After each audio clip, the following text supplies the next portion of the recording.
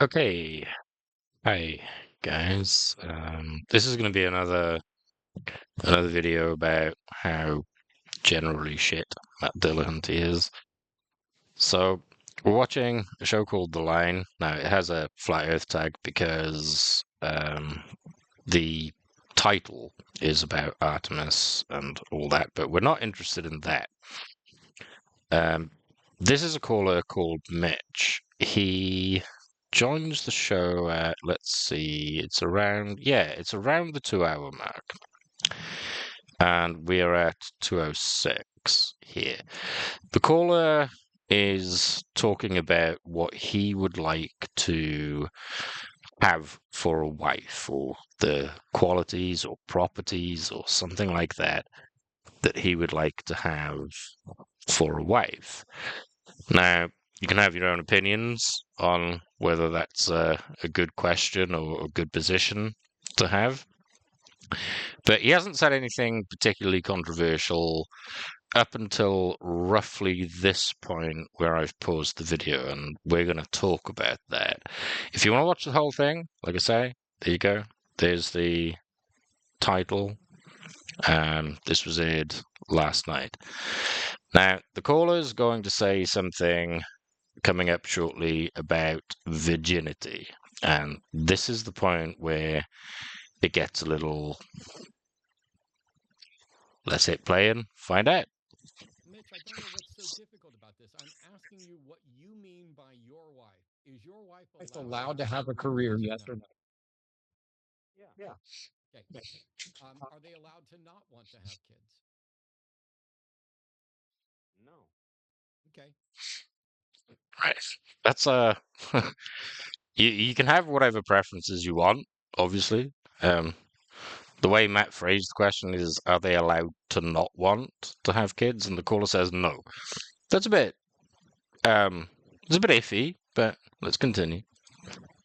So you're there, field, and I'm sure there are women out there who want to have kids, and would like a career.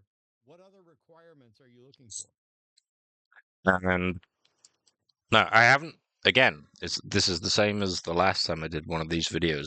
I haven't watched the end of this call, but I know what the caller says next. I've watched enough of it to discern that. And some of you might be wondering why I have that tab open. That's going to be important shortly. Virginity. Ah, that'll do it. Since virginity isn't a real thing, I think you're going to Virginity isn't a real thing, says man. struggle there. Okay, there's going to be a struggle there because clearly, on his view, it's not possible to be a virgin. That's incredibly silly. And this is going to be, I'm going to try to keep this as short as I can, the whole video, but that's going to be the main contention here. Virginity is real because it's just a term for having not done something, or perhaps a combination of certain things, or at least one thing that goes on your list, whatever your list comprises. And people can differ on that. They can differ as to what counts as having lost your virginity. But let's see if Matt qualifies any of this. You're right. That's where I'm struggling. It's like Well, it's no. a thing that's dud. No. Virginity is not a real concept. I mean, it is a concept. It is not a real thing. There is no such thing as virginity. This Okay. So Matt reiterates, sorry, I didn't mean to pause so many times, but Matt reiterates that there is no such thing as virginity. So there's no state or condition of having not done an identifiable thing. There's no state or condition as having not done something that can be qualified as to having done it or not. And I watched enough of it. Again, I didn't watch to the end of this call, but we'll do that together like we did last time. There's going to be a point here, and I think it's coming up very shortly, where this is essentially a bait and switch. This notion of sexual purity does not exist. How The caller didn't say sexual purity, but if you want to interpret virginity as that, you could. But how compatible is that going to be with what you say going forward? how would you tell Tell if a woman is And here we go. Here's the bait and switch. The caller and the whole discussion isn't about whether you can tell or determine whether somebody is a virgin or not. The whole point is that there's a fact of the matter with respect to whether someone is a virgin or not. And that's going to be dependent on whether they've performed certain, in this case, sexual acts. Now, what qualifies as a sexual act? You might want to ask me, or you might want to ask yourself. Great question. People can differ on that.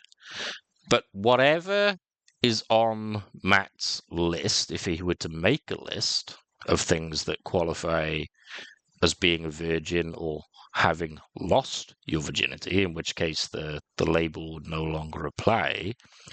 If somebody has done any of those things that he might put on his list, which he isn't making, at least not so far, then they wouldn't be a virgin according to that standard. It's just the state of having not done something, and the something can vary. virgin, and tell me why it matters to you.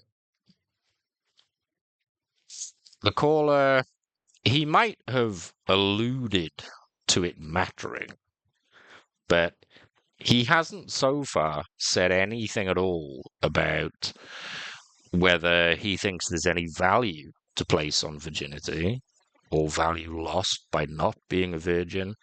He hasn't said that. I could probably agree that he's kind of alluded to it, and this is not a position that I share.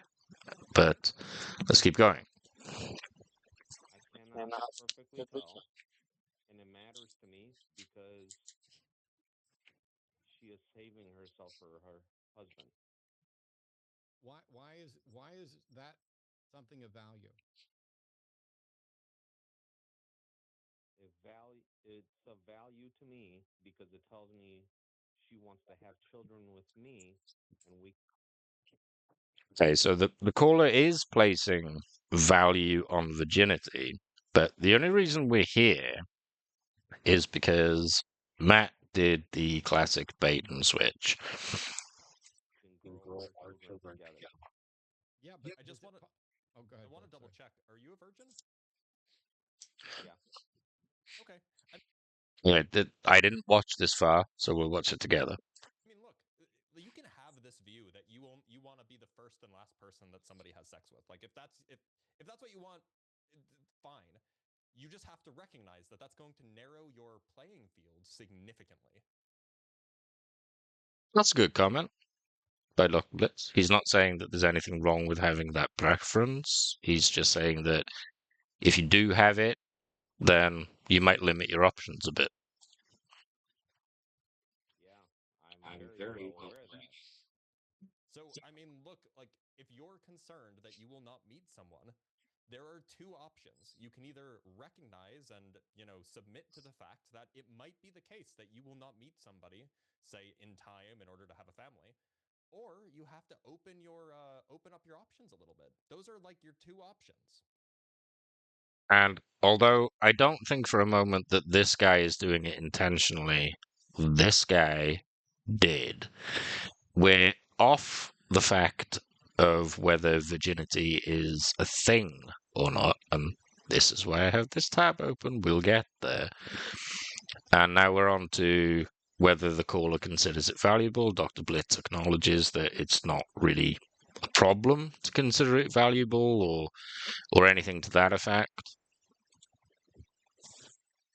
You are correct. So I think what it is that somehow or another, and you're allowed to have whatever preferences you want. You could say, I'm only. Holy fuck, I wasn't expecting that. Like I say, I'm watching this, the rest of this call having not heard how it goes in the end. Interested in a woman that is between the ages of 18 and 24 who's never had a sexual thought, doesn't dye their hair, doesn't have tattoos. You can make whatever standards, but every time you do that, you are decreasing the available pool, and you seem to be doing so for reasons that, well, I mean, Would that apply to not wanting to fuck people of the same sex, perhaps? You're decreasing the quote unquote pool by doing that too, aren't you? I get that. Like for example, um, I don't care whether or not my partner has had sex before. Well, anyone who's familiar with Matt Dilladummy is probably going to know that about him anyway. And for the record, I don't care whether my partners have had sex before. In fact, I kind of prefer that they have, but whatever. This isn't about me. And most men don't care, but Yeah, there's some I'm that trying to do. figure out why. I'm trying to figure out why somebody would care. Well, you already acknowledged it, right? You said that if he has that set of preferences, which well are his preferences there, then he's allowed to have them. Now you can question his motivation, why he might have those preferences. That's cool. It's an emotional feeling. Yeah, okay. I'm I genuinely just mean, trying to do understand guys why. care if their women have been with 60 dudes? Do they I mean, care look, about that or? Well, I mean, even one would mean that they're not a virgin, but we're going to have to define terms now. Let's see if these guys do it. No, I I don't don't care about really. 60 dudes. It's. I mean, the thing is I'm not really in that situation. My wife and I met when we were 18, and we've been together ever since. So like, I didn't have to confront that possibility if that was something that would bother me down the line. I don't know, because I was never put in that situation. But like, Fair enough. some people might care if that bothers you. Just recognize that that is narrowing your playing field, and like Yeah. you just have to deal with that. Right. Okay. You guys both keep saying the same thing. I don't think this caller called in with how to widen my playing field. Okay. So that wasn't what his question was. I still kind of want to know. I mean, and I'm asking. So it's So let's say you met your wife when she was 18. Let's say before that she's been with 60 dudes. Would that change your opinion on your wife?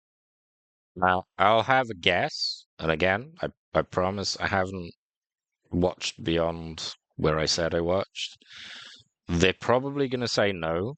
And I think no is, like, according to me at least, a fine answer to give. Let's see if they say no. Or not? I don't think it would bother me personally, but it would also be Mhm. a little bit Oh, all weird right. because like that means that she was like a young teenager doing this, and that would. Does it? How does it mean that? Like, what's your what's your explanation for how it necessarily mean? Okay, you didn't use the word necessarily, but you're implying necessarily that she would have had to have been a teenager, and then up to what age?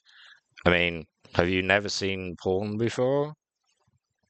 That would probably make us be like different people if that was the kind of person that she was. Um, because you only have so much time before you're 18, right?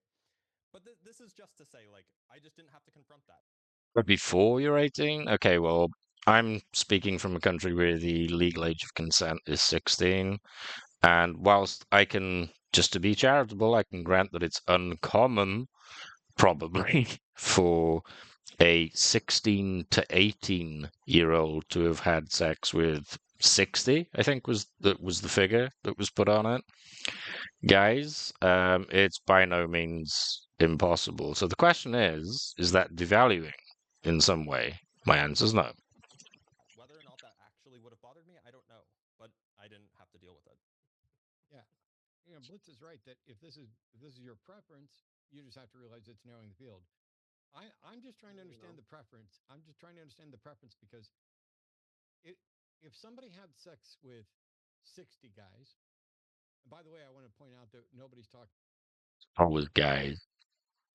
about how many women the dudes had sex with here, but if somebody's had sex with 60 guys Zero. and somebody's had sex with one guys and somebody's had sex with zero guys, do you put the person who has had sex with one guy and the person who has had sex with 60 guys in the same category?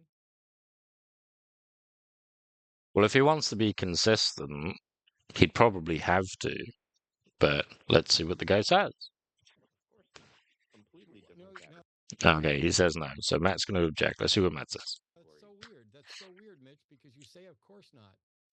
What makes them, what is different about the person that has had sex with 60 guys from the person that had sex with one guy? What's the difference? Now, that's a different question as far as what I'm hearing. What? Let's go back a second.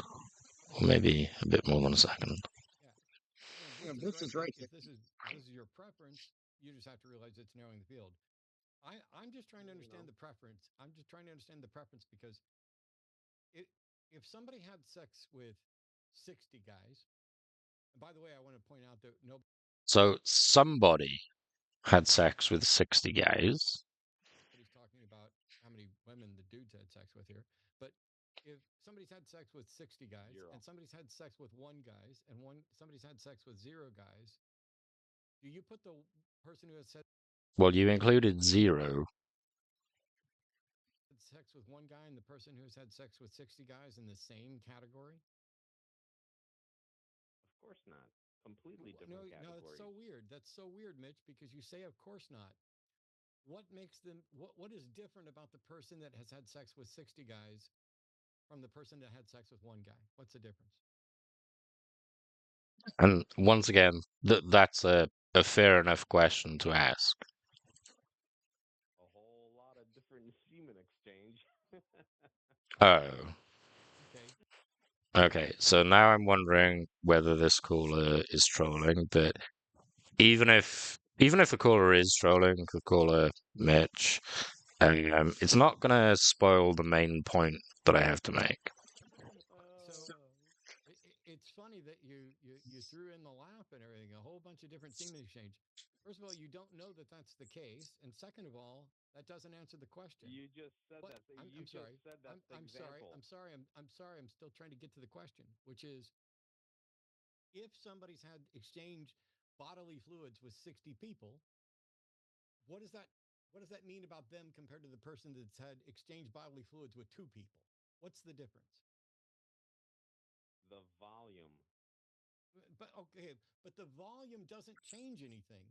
Okay, the volume of semen. I mean, I guess if he really wants to go down this road, it could be correct. It's not necessarily correct. It doesn't necessarily follow.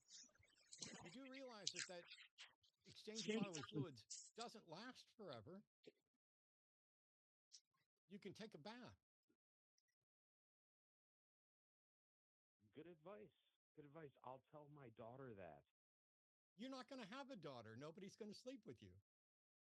Oh, okay. Well, I was gonna say that I wasn't expecting something like that, but this is Matt Dilladummy, so I suppose why wouldn't I expect something like that? This is literally an ad hominem. Ad hominem attacks occur less frequently than people think because most people don't understand the actual definition and what qualifies as an ad hom attack. But he's now insulting the person by saying that nobody's going to sleep with him. And I guess we'll see if the caller pushes back on that. Right. If I, you can predict the future. You can tell me I'll never have a daughter. Nobody wants me. Thank you.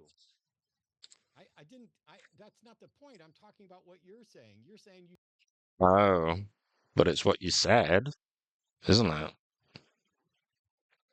You know, oh, nobody's ever going to sleep with you. How the fuck do you know? This caller could have, if he turns out to be a troll, and I'm kind of halfway convinced that he might be, but this could be an actual porn star calling in for all you know. And you're saying that nobody's going to sleep with him, which means to have sex with him? You should tell your daughter that. I'm saying you don't think you're going to have a daughter because nobody wants you. But here's the thing. Let's imagine for a second that I told your daughter that there's nothing wrong with exchanging bodily fluids with 60 people. What have I think, well, depending on how old the daughter is, I don't think the caller's specified that. I said that is incorrect? Because the caller doesn't have a daughter, so Matt's engaging in a hypothetical. Nothing. Nothing. You are spot on. Good job. Excellent advice.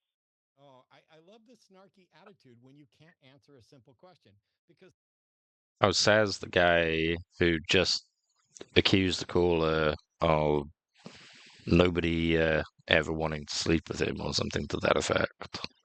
Snarky attitude. I think you'll find that's mostly there. The caller has a bit of a snarky attitude, I'll grant you. the reality is the person who's had sex with two people might be horribly afflicted with sexually transmitted diseases that you can get and might be horribly emotionally scarred from all of those relationships. And the person who's had sex with 60 people might have absolutely none of that. And you are judging one of them more harshly than the other out of ignorance and fear. And when I ask you to give a justification for it, you can't. You just mock.